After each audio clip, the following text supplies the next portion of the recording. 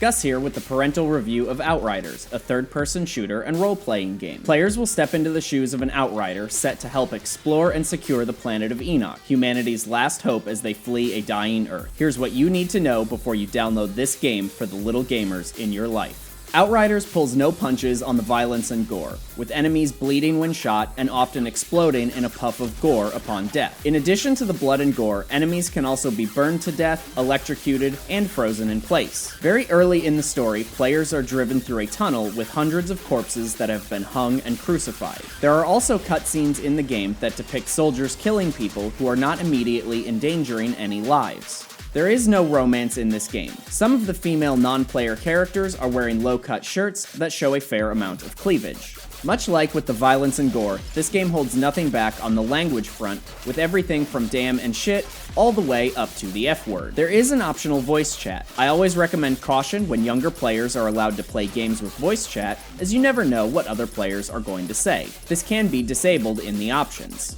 Several cutscenes do depict alcohol and drug use, but the player does not use them during cutscenes or gameplay. I've talked about some of the negatives, but I think there are some positives to consider as well for this game.